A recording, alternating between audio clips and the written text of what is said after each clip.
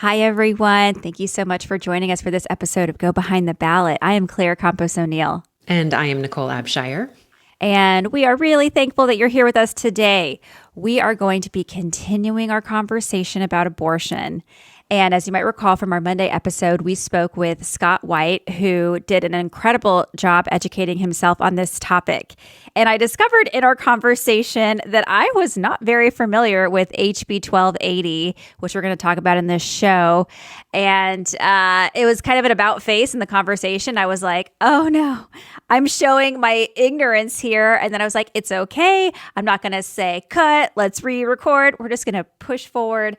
I'm going to be honest with the fact that I was pretty blind to this new law, which has huge impacts on Texans. So Nicole and I really wanted to educate ourselves and share what we learned with y'all. So we're going to talk about HB 1280. Nicole, this one's crazy. It's it's just wild how much it's like. I feel like sometimes this is all about oxygen, like what takes up the most oxygen. And for whatever reason, I too was sort of on the SB8 train thinking that was the thing. And somehow not realizing that HB 1280 is the law one, of the land. right? Yeah. It's the one to pay attention to. So grateful it came up in our conversation with Scott White. I guess how couldn't it have come up in that conversation? But man, what an opportunity though to learn, and we took it. So. Yeah, in our podcast, we're always encouraging ourselves and our guests and our listeners to challenge their assumptions. And I assumed wrong. I was not informed correctly on what the abortion law is in Texas. Like Nicole, I thought SB8 was what was going on over here in our state, which is basically that you can't have an abortion after 6 weeks. So there was like a small window when you could have an abortion if you needed it. But you can't anymore. Newsflash. There are like barely any exceptions. So if you find yourself in a situation where you don't want to be pregnant, you're probably going to have to leave the state or find another means of having an abortion. So we're going to talk about this. Hopefully, we'll help give you some information. Maybe you already know about this and you are an impressive human being. But for those of you who are not as aware, stick with us. We're going to untangle it together. Yeah. I know. I feel like we should start with what we were just trying to kind of decode for ourselves, which is the what is what in terms of what took effect when, what passed when, what trumps the other. I don't know if we want to recount that for everyone, but it sort of explains why SB8 was kind of top of mind for us. Yeah. Well, first, I'll just mention for y'all who want to learn a bit more about our conversation, we grounded our understanding about HB 1280 in this really great article that we read from Texas Monthly. And the article was titled, "When Does the Life of a Pregnant Texan Count Under the State's New Abortion Ban?" By Peter Hawley. And then the subheading is, "We ask for clarification from 99 Texas legislators who support the law, plus the Attorney General who will enforce it. Only one granted an interview." So this is where we got a lot of our knowledge that we're going to be discussing today. So Nicole, tell us, when did what go into effect? And that's probably why we're so confused, because it all happened like in the last 2-ish years. Yes. And it gets into the weeds of how laws pass and how they take effect. So, quick little disclaimer, we're doing our best here to try to untangle and understand. I feel like we've done the best job that we can do with the information that is accessible. But essentially in the 87th legislative session, well, in fact, special session, SB 8 was passed. And SB 8 took effect more immediately than House Bill 1280 because House Bill 1280 was a trigger law that could only take effect once Roe v. Wade fell. So what that meant, if we rewind in time, is that SB 8 passed in May of 2021. And then, as is sort of the typical timeline for when bills take effect, it went into effect on September 1st of 2021. And so that was the law of Texas on the books that was actually in effect and enforceable at that point. And then you fast forward a little bit in time to obviously this past summer, June of 2022, when the opinion from the Supreme Court was released that let us know that Roe v. Wade had fallen. But a distinction to make is that once an opinion is released, it is sort of only the opinion, and it is not until the ruling is released that then it becomes the law of the land. So basically, then there was a space of time until the actual ruling of the falling of Roe v. Wade became the law of the land. And so then 30 days after that, the ruling of the fall of Roe v. Wade, 30 days after that, then the trigger law, HB 1280, took effect, which was, oh boy, was that August 2022? 25th. Yes. Okay. You said August 25th. Mm-hmm. Okay. So yes. So not that long ago. Not that long ago. Hopefully that all makes sense. But it's a lot of like, and then this, and then that, and then this has to be in effect, and then that, So hopefully we've laid it out in a way that makes sense. But yes. Oof. Yeah. So this article was really great because it helped explain that we are not alone in our confusion. These people who voted for this bill are confused and cannot really articulate the full effects of it to pregnant Texans. So I did take some heart in that. Like, okay, I'm glad. This is confusing. I'm not dumb. But they should know what they're voting for. And a lot of them could not articulate that. So now in Texas, we have HB 1280, which basically means that abortion is banned from the moment of, quote, when a human male sperm penetrates the zona pellucida of a female human ovum, end quote. That's science speak for when fertilization happens. And it includes an exception for pregnancies that would kill or severely injure the individual carrying the child. So no exceptions if you get pregnant from rape or incest, which typically they carve out in these very limited abortion laws, but not in this one. So what does this mean? Well, nobody seems to really know how to implement this on the ground. And there's some pretty heavy penalties if an abortion is performed outside these parameters. And a lot of these consequences fall on the shoulders of doctors. Yes. You want to chime in, Nicole? What happens to doctors who mess up? Well, there is a criminal aspect to all of this and a civil aspect to all of this. So on the civil side, it's my understanding that you could be fined at least $100,000. That's the minimum. Could be more. You could lose your medical license and no longer, of course, be able to practice medicine. On the criminal side, you could be charged with a felony. It looks sort of like a minimum. It would be a second-degree felony and could be as much as a first-degree felony. And that there's all sorts of implications to that, because when that starts to play out into actual real-life scenarios, it could mean, for instance, in the example of when someone is raped, that potentially that sexual assault perpetrator could be charged with a lesser charge than the doctor that performed an abortion for a woman who was sexually assaulted, which feels super upside down. But that is the reality of what we are looking at with this law. Yes. And this is something Scott brought up in our conversation. And I was a little bit like, really? And then I'm reading this article and I'm like, really? Oh my goodness. It's bizarre that's the enforcement we've decided upon, that somehow this is more severe than that. I don't know. But yes, the article makes it clear that this law doesn't target hospitals, it targets doctors.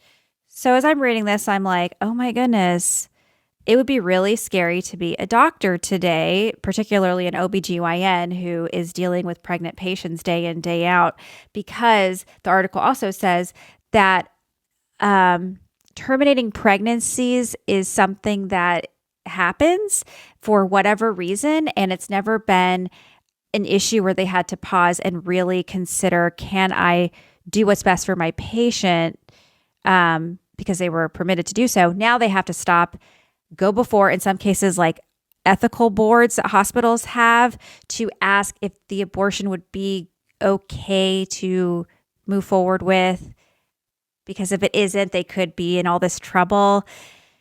So it's still like shaking out what this is actually going to mean. And the article shares some stories of really bad situations that have already happened with women because of the fear it's created. So you want to tell us about some of those ladies, Nicole? Oh, gosh, this is the hard part, right? Yeah. It's the reality of when these sorts of laws have, I was going to say unintended consequences. I don't know that I have the generosity to offer that grace right now, but okay. There's Elizabeth Weller. Her story, she was a graduate student living in Kingwood, which is outside of Houston, for folks who don't know. Her water broke early in her pregnancy. She was 18 weeks pregnant, which I think a lot of us know that there are some pretty big markers in terms of your pregnancy, and 18 is early for your water to break, incredibly early, right? And so it is largely considered that a fetus isn't viable outside of a woman's body until at least 24 weeks. So they knew that the viability of the baby was really low. And so what happened is, her water broke. Another implication that people may or may not know is that once your water breaks, it's a membrane that protects you and your baby from infection. But once that breaks, then the risk of infection becomes really high. Yeah. So then the question became, because they could still detect a heartbeat, were they allowed to perform an abortion with the heartbeat still detected and also risking infection for both Elizabeth and the baby? So what they had to do was wait it out until her infection became severe enough that the ethics panel at the hospital agreed that they could perform the abortion without kind of violating the law as they understood it. So she just had to agonize and carry a child that, for all intents and purposes, was going to be aborted, but they had to wait until infection was severe enough to warrant that abortion.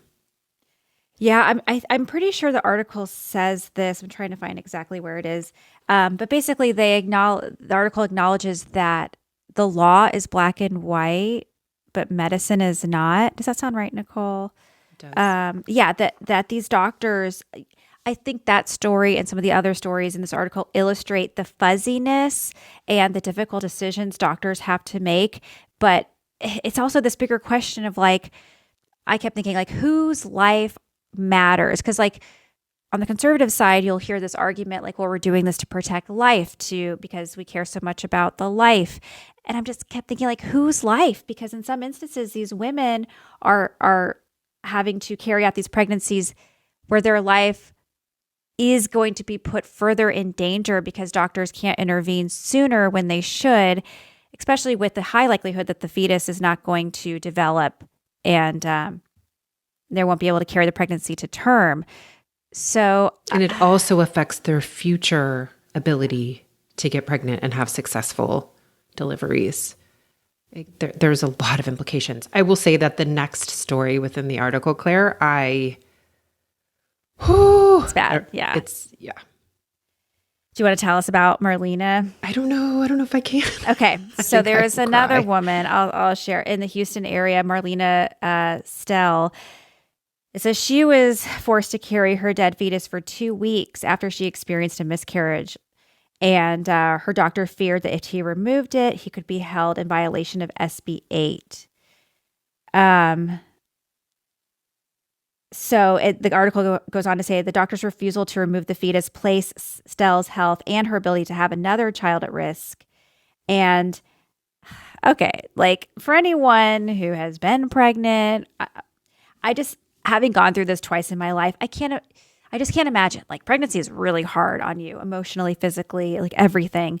And to know that you're carrying a child, like it's not going to be the child you thought it would be. Like the she was forced to carry a dead fetus, and that is just so like it feels so inhumane and so heartbreaking.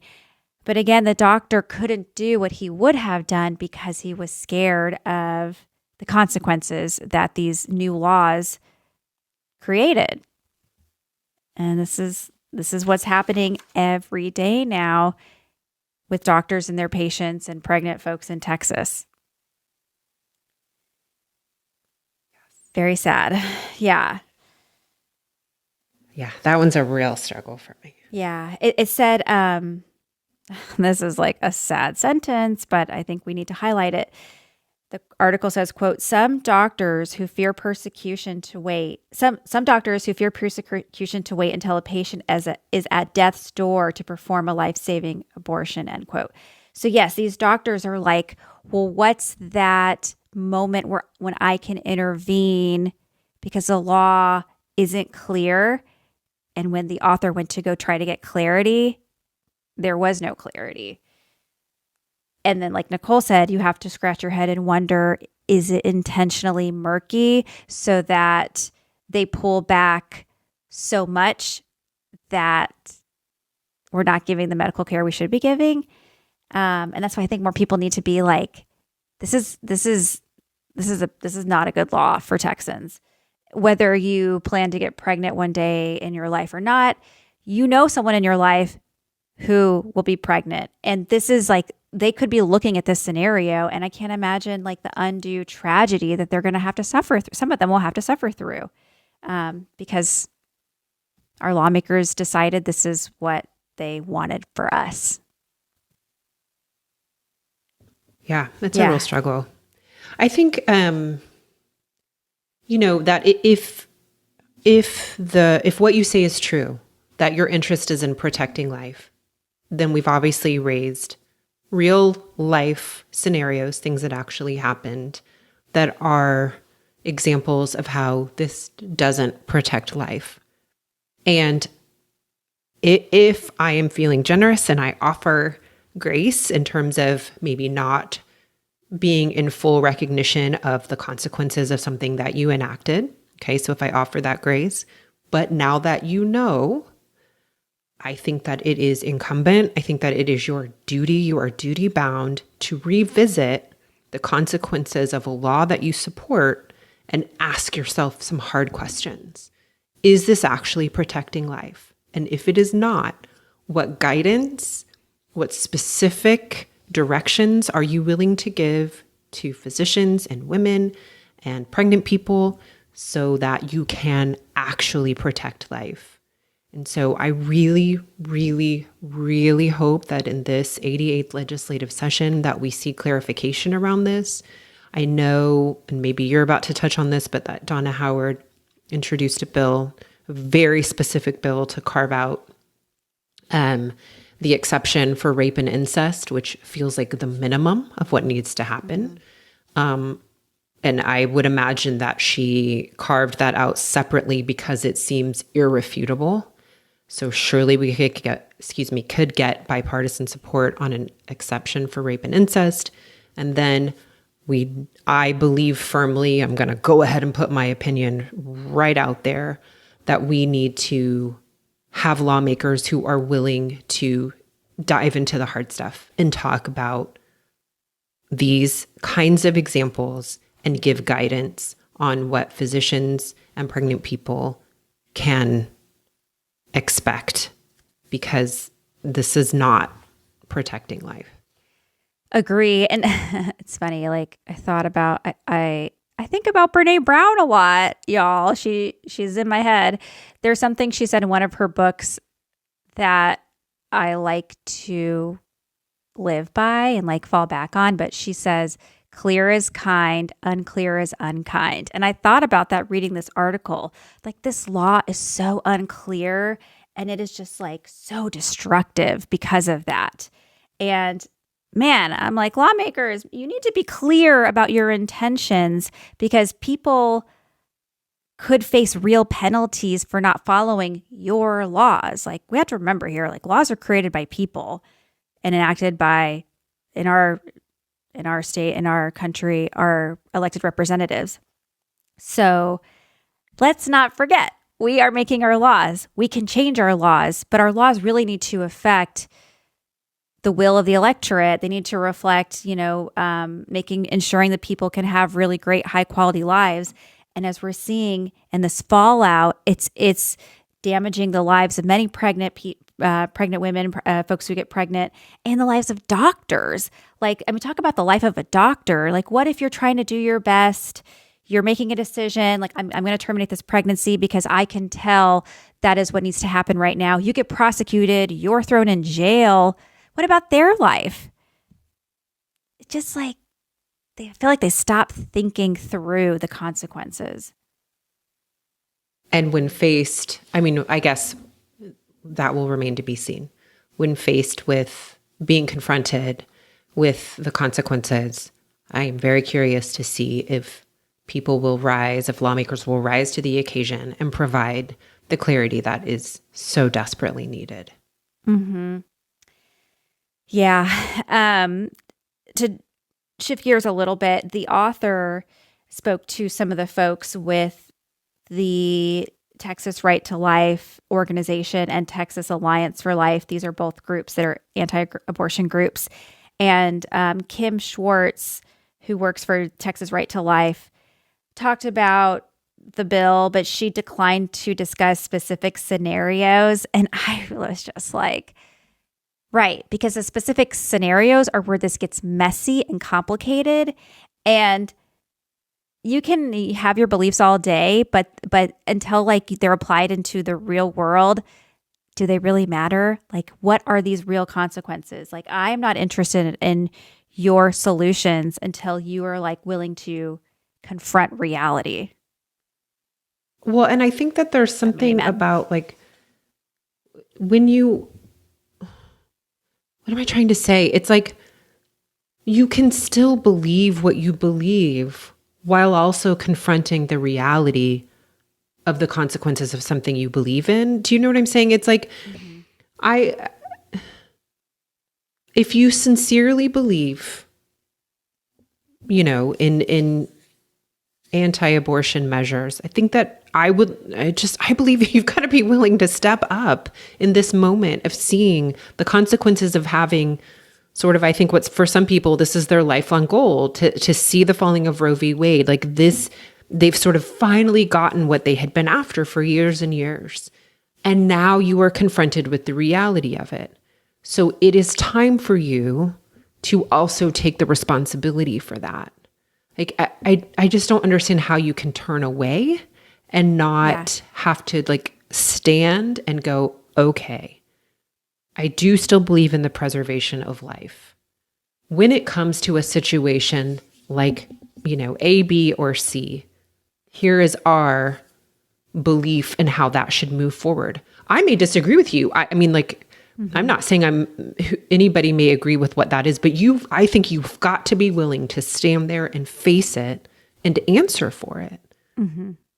I just this like posturing and this like grandstanding about life. I believe in life. I believe, like, okay. And now what? Like, right. It feels irresponsible. I think that's what I'm trying to say. It feels very irresponsible to not be willing to take responsibility for the consequences of something that you wanted so much. You've got it now. And so how are you going to deal with the repercussions of it? Yes. Right. I wish that they would live their values and like, if you're going to get in this conversation, you cannot just step back when it gets messy. You got to really stay with us and keep thinking through the implications and the impacts of it. Something else that I thought about reading this article was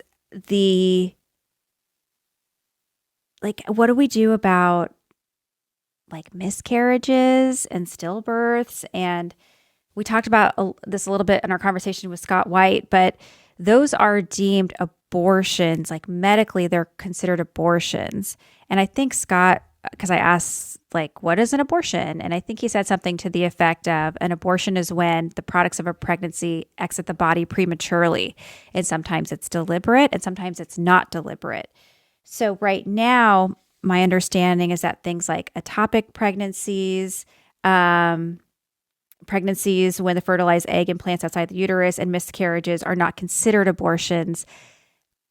But I don't think it's explicitly laid out in the law, though, I think is the point, right? So there's more gray area that could have, here we go again, unintended consequences. yes. And some of these folks, like this woman, Amy O'Donnell from the Texas Life for Life, said health conditions that would require abortions as a means of saving their lives or their long-term health are, quote, very rare in modern science. But I was like, what are you talking about? Because I'm pretty sure that I read like 10 to 20% of pregnancies end in miscarriage. So I don't know. It's like, I think she's just not looking at the full picture. And even if it impacts one person, like we should be thinking about that one person scenario and not making it messy for them. So that's what I was about to say. I feel like the rarity is beside the point. Mm-hmm. Yeah. Clarify. Yes. Clear is kind. Unclear is unkind. So what else, Nicole, stood out? I mean, this is a long article. It's excellent. Recommend y'all read it. But just as we tie up some thoughts, want to make sure you get all yours in. Well, just wanted to point out that the one representative who did respond to the reporter was Brian Slayton out of, I want to say it's Royce City. In fact, let me just... Yeah, I know he's a pastor and a businessman. That was in the article. Yes. And I actually... Oh, well, okay. I just found his page and it says he lives in Mineola, which, you know, so I may have to correct where he's from. But that may also be where he was born and not where he represents. So pardon everybody for my confusion around where the part of Texas he represents. Okay. But my point is he did respond to the reporters and did his best, I guess, to offer some clarity around what the law means. There was one part where they discussed his reaction to the non-exception for rape and incest. And he essentially answered that by saying that he hoped that people wouldn't live with hate in their heart and that they could be forgiving and not bitter. It felt like a non-answer. I mean, I'll just characterize it that way. That's how it felt to me. And so just pointing out that there was one representative who was willing to go on the record. Yep. Hey, kudos to him because like the 99 others did not return calls to this journalist. But while we're on Brian's Slayton, I will share that he said the main goal of the trigger law, HB 1280, was protecting life, and it wasn't focused on exceptions. And I was just like, number one, whose life are we talking about here? Because the life of the mother seems to be very secondary. And number two, how can you not think about exceptions? Again, it's like you are responsible for all Texans. At least that's how I would imagine being a representative. So to ignore the whole picture just feels very wrongheaded. Yes. And it is, I do recommend that people read it. There's more. Obviously, it is pretty in-depth. And there's more to what Brian Slayton said, too, that I think people would find really interesting. So read it. Definitely read it. There's a lot of great people that this journalist speaks to. He talks on, just brings in a lot of different voices. And I don't know, Nicole. Like when I finish this article, I have been trying to give folks who consider themselves pro-life the benefit of the doubt most of my life. Like I think some of them earnestly believe that they are stopping the Holocaust of unborn children or whatever they say. Like I really do think that they think that. And yet, as we're having these conversations about abortion and Christian nationalism and the way those are infused, which Scott White describes, I can't help but think they're misguided. And a lot of this, legislating around abortion does come back to power and control, exerting power over women's bodily autonomy. And it's hard because like I want to be like the both sidesism, but you read this article, you see that these legislators don't really take accountability for what they're doing, and you just have to wonder, is this about life or is this about something else? Perfectly put. I mean, that's exactly the conclusion that I've come to, right? Yeah. Which is that if you have gotten what you wanted, then you also have to be responsible for the consequences of what you wanted. And it feels as if no one is willing to do that part. Mm-hmm. And that's what's very frustrating for me. Yeah. Well, we're going to keep learning more and sharing what we find out. We're going to update y'all when we're wrong, because this is a journey. We're never going to know everything. And please share your thoughts with us on abortion. It is something that is, like some of the other things we've encountered in this Culture War series, complicated, complex, lots of gray space. So we want to know what conclusions you've come to in your lives. And just a reminder, sign up for our newsletter. We share more information there, and we really appreciate you listening to this show.